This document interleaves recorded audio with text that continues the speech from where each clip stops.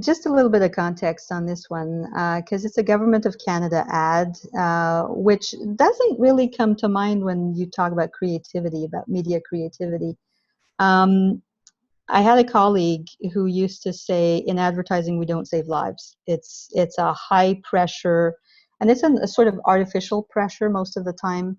Clients want stuff yesterday, and so she had even printed out this big poster about we don't save lives.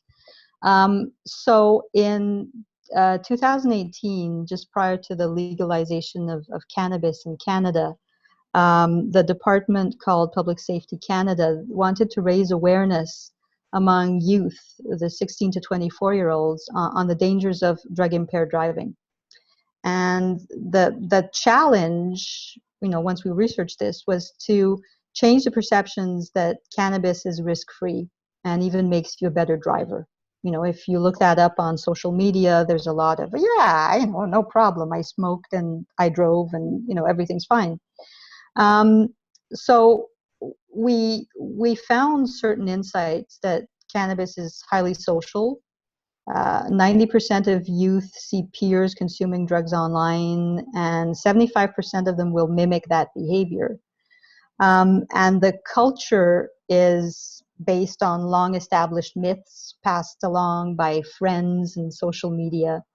So by understanding the target's ecosystem, we built a connection strategy around marijuana media moments, which is what we branded them. Reaching youth in their social networks, online and offline. So we targeted youth in moments where they're contemplating taking drugs, they consume them, or they're at risk of going behind the wheel. So we targeted advertising in bars, campuses, birthdays, weekends, exam period, New Year's Eve, those kinds of events. But we did it in several ways. We tried to combat the myths via a clear demonstration. So we challenged youth to a test drive via an interactive mobile game that showed how the drugs impair your reflexes and your reaction time. We promoted the game with mobile ads. We had 35,000 points of interest, including high schools, colleges, universities, and late-night fast food locations. So those were geo-targeted. We were in cinemas, and the ad, if you're showing it, there's a car accident. It's quite a jarring creative.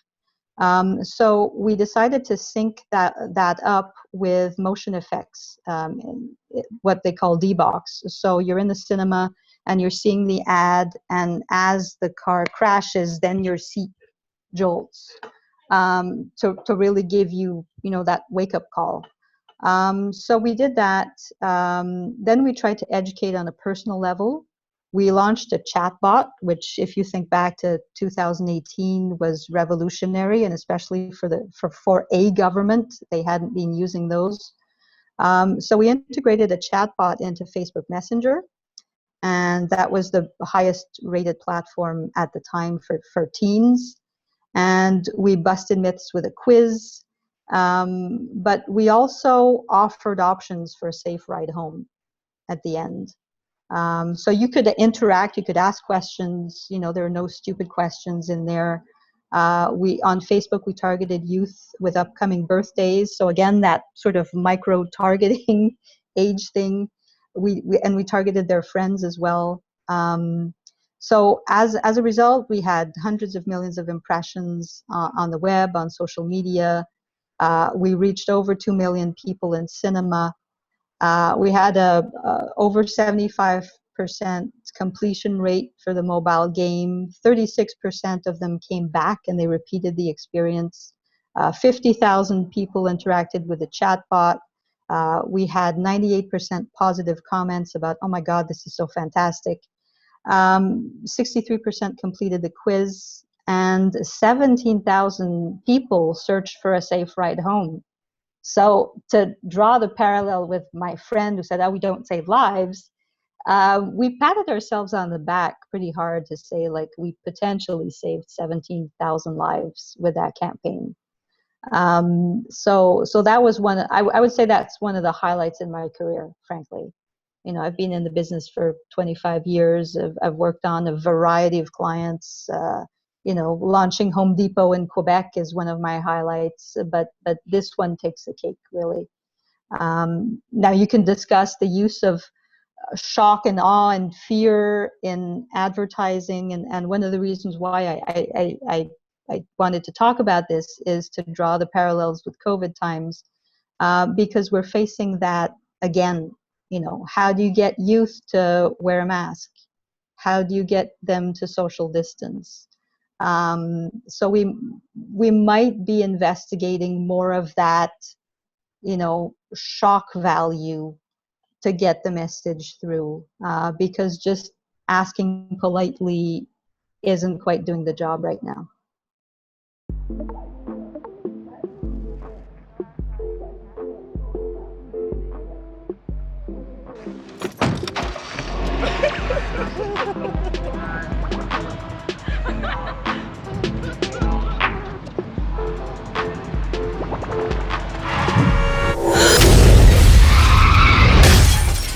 Your life can change in an instant.